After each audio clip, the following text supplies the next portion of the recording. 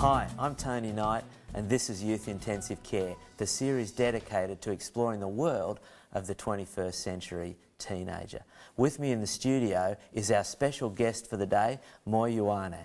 Moy, welcome along. Thank you, Tony. It's lovely to be here. It's great to have you. Yeah. Moy, you're a pastor, is that right? Yes. And I know that you're a very accomplished, worship leader, but above all, you're a passionate advocate for young people. Yeah, I am actually very passionate. So we're really delighted to have you on our program. Our topic for today is really disturbing. It concerns a trend that is growing and becoming more and more popular amongst young people and teenagers particularly, and that's the issue of self-harm. We have a comment from Crystal, who is a high school chaplain. Let's see what she has to say about this issue. I knew a girl who, whenever she had a fight with her mum, because she couldn't tell her mum how she really felt, she would go back to her room and she would get one of the Stanley knives and she would cut herself for everything that she couldn't say to her mum. She would make one cut in her arm and then she would cover it up, and she would do this every time her mum and her had an argument. And this is what a lot of young people do, is they deal with so much, whether it be relationship breakups or family stuff, things at home, things at school, just the tension and the pressure of doing well.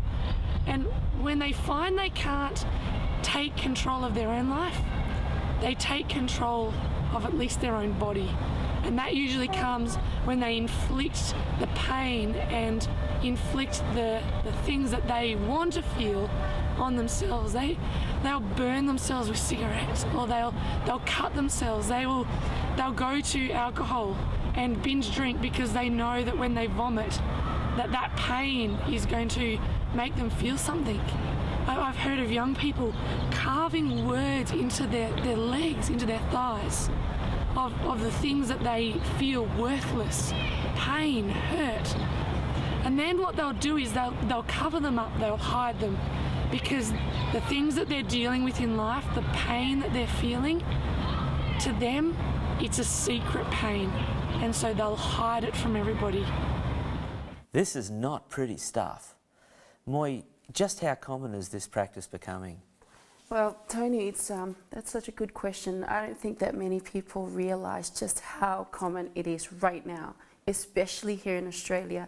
So much so that what they have said was, in a recent study, they've managed to actually not control but decrease the amount of people, because of intervention and help out there with regards to suicide. Yes. But yet self-harm is becoming an alarming concern for, I guess, the Australian Youth Health and Mental Institute and so forth. And even in hospitalisation, the people who are actually being admitted, and these are only known ones, the number is shocking. And so, Tony, I guess in a way, we're like, this is a real issue. It's not something that we can actually disregard or sweep under the carpet, because it is real, serious and common. Sounds like it's huge. I mean, way bigger than probably we have any realisation of. Now it's becoming, now kids are more aware of it, but I think the adults and parents and those who are working with them aren't so aware, which is the sad reality, but that's why I guess we're doing this. So what are kids actually doing, Moy? What kind of things, that they go to their bedroom, they close the door, what do they do? Self-harm is when a person or a young person actually inflicts physical pain on their body, and one of the most common one is cutting, and this could be on their wrist. This is a very common one. It can be on their legs, and it can be on their bellies. It will be in places where people will not be able to see, which is the reason why. Cover it up, hide it. So self-harm is when a physical harm is put on one's body. So there's real damage happening here. There are scars, and you'll probably find that whenever you will meet someone who has been doing it or are doing it, there are physical scars, and most common is actually on their arms or on their legs. And it's This is incredible. it's incredible and scary and sad. It is so sad, because here are kids that this is the only form of connection that they have, is when they physically harm themselves, and that's the hard part. So what on earth could possibly motivate a young person, you know, made in God's image, to damage themselves, to want to experience pain, to want to do something like this to themselves? Well, it varies from young person to young person, and I think if we were right, one of the recent percentages or so that's been given through, about 50% of them actually resort to this kind of practice or engage in this kind of harm, is due to sexual abuse. Is that right? So there's a connection there. There is a real connection, and that, I guess that's, I'm gutted by that.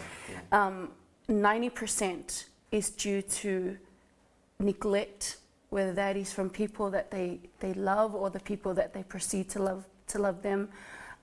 So that could be family or friends. So these kids are already wounded. We just can't see the wounds inside. Yeah, and that's the thing.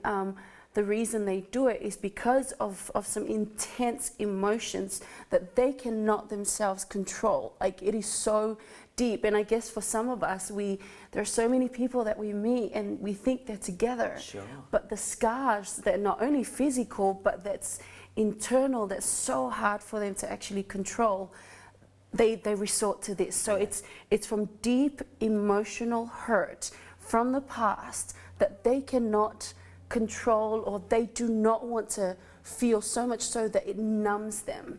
And so the physical harm that they inflict on themselves is one way for them to disregard that or to push that aside, but then to feel something else so they don't have to think about it. So and I guess that's what's so hard and alarming, and because there are so many things inside of them that they can't. And I guess the reasons vary, but these are somewhat like sexual abuse, neglect from families, broken relationships, whether that be romance or family relationships or friendships.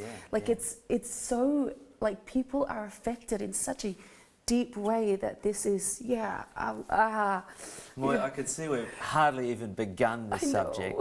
More after the break.